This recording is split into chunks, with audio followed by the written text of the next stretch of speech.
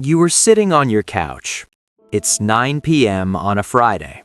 You open Netflix. You start scrolling. Action, drama, documentary, trending. 5 minutes pass. 10 minutes.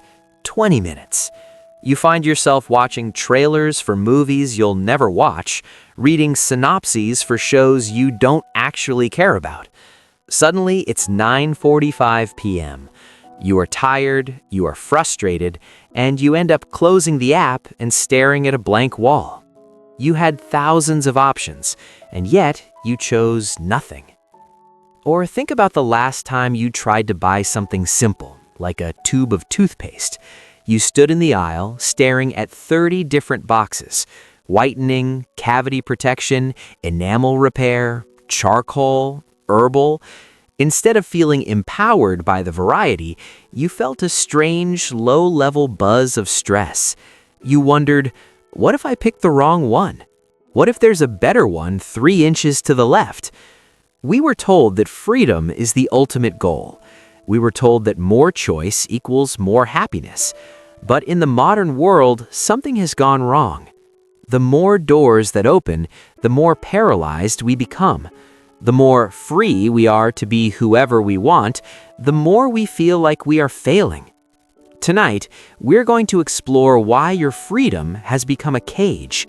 We're going to look at the paradox of choice to understand why having everything is the fastest way to feel like you have nothing. In our last episode, we talked about the dizziness of realizing we are free. But today, we're going deeper into the mechanics of that dizziness. We live in the era of the infinite scroll and the infinite career path. We have more autonomy than any generation in human history, and yet clinical anxiety is at an all-time high. Why? Because choice, while beautiful, comes with a hidden tax, a tax of exhaustion, regret, and self-blame. We're going to use the psychological research of Barry Schwartz and the existential weight of Jean-Paul Sartre to map out this abyss of options. By the end of this video, you'll understand why your indecision isn't a character flaw, it's a logical response to an overloaded world. And more importantly, we'll talk about the lost art of satisficing, how to reclaim your peace in a world that refuses to stop offering you more. For decades, the standard equation of Western life was simple. To maximize welfare, you must maximize freedom. And to maximize freedom, you must maximize choice. But psychologist Barry Schwartz argues that there is a tipping point, a point where freedom turns into a burden. He calls this the tyranny of choice. When you have no options, life is unbearable. But when you have too many, two very specific psychological disasters happen. The first is analysis paralysis. When there are only 2 paths, it is easy to pick one. You weigh A against B. Simple. But when there are 200 paths, the mental energy required to compare them all is so overwhelming that we often choose to do nothing. We stay in the job we've outgrown, we stay in the situationship, we keep scrolling the menu simply because the cost of deciding feels higher than the cost of staying stuck. The second disaster is even worse: post-decision regret. Let's say you do manage to overcome the paralysis. You pick a path, you buy the car, you choose the partner. Instead of being happy, you are immediately haunted by opportunity cost. In a world of limited choice, if your choice isn't perfect, you blame the world. The store only had 1 pair of jeans and they fit badly.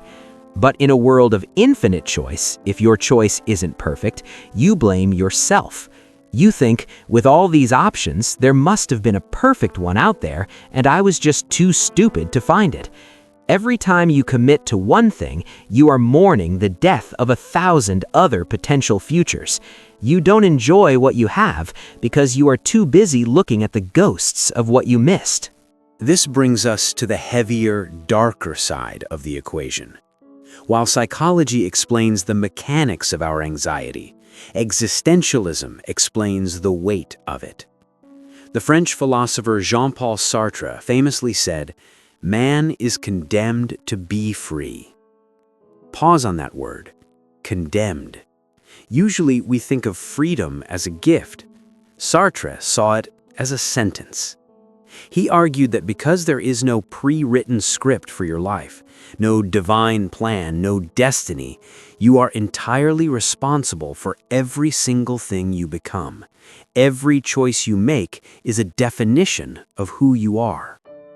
When you stand in front of those 30 tubes of toothpaste or those 5 different career paths, the anxiety you feel isn't just about the product, it's about identity. You feel that if you make the wrong choice, you are failing at the task of being yourself. This leads to what Sartre called bad faith. To escape the terrifying weight of responsibility, we often pretend we don't have a choice. We say, I have to do this job, or I can't leave this city, or it's just too late for me. We lie to ourselves to avoid the dizziness of our own agency. We want someone else to tell us what to pick. We want a sign. We want an algorithm to decide for us. But the algorithm can't save you. The more freedom we have to find the perfect life, the more we feel like we are settling for a mediocre one. And in the eyes of the modern maximizer, settling is the ultimate sin. So, if the dizziness of choice is an inescapable part of being free, and if modern society is designed to keep us in a state of constant anxiety, what is the way out? Barry Schwartz suggests that people generally fall into 2 categories: maximizers and satisficers. Maximizers are those who feel they must explore every single option to ensure they are getting the absolute best.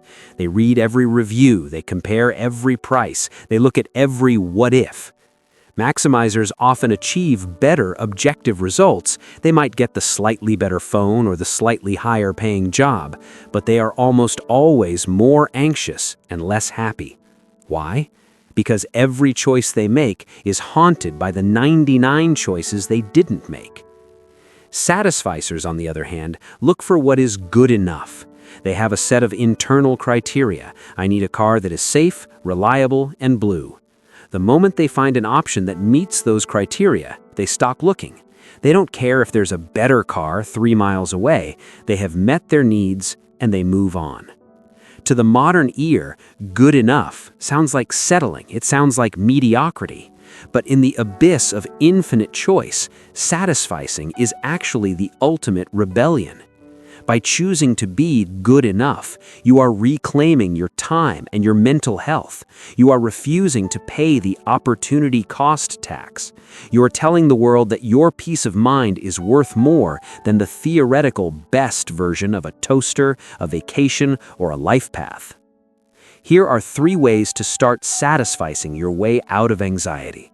1. Set artificial constraints. Freedom is like a gas. It expands to fill whatever space you give it. If you give yourself 3 hours to research a new laptop, you will spend 3 hours being anxious. Give yourself 30 minutes.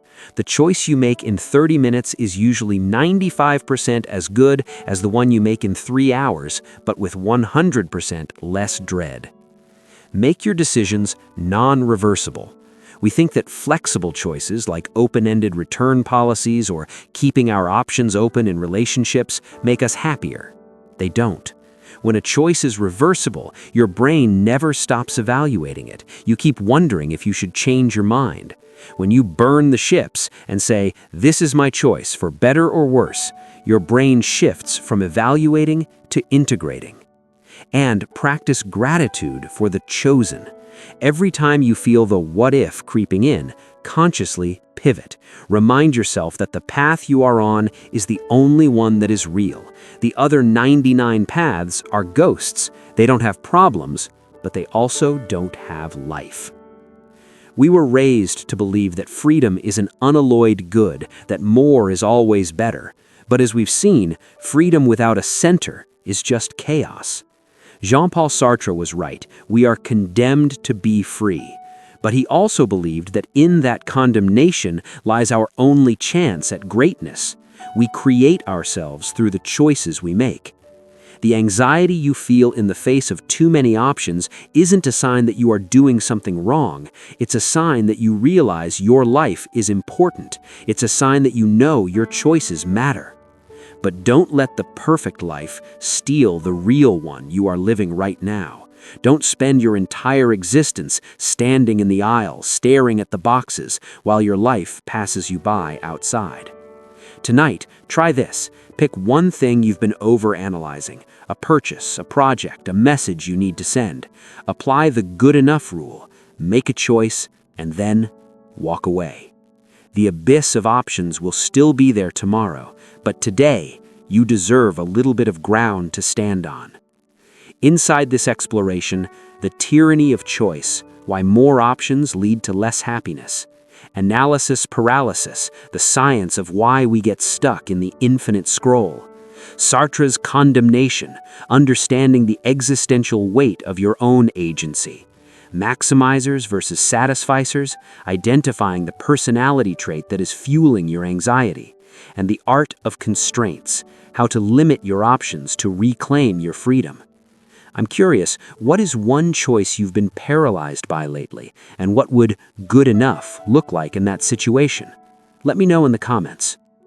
I am learning to settle for the real. I am still scrolling. I made a choice tonight. No pressure, just presence. See you in the next quiet night where we'll dive into the anxiety of success and why the more you win, the more like a fraud you feel.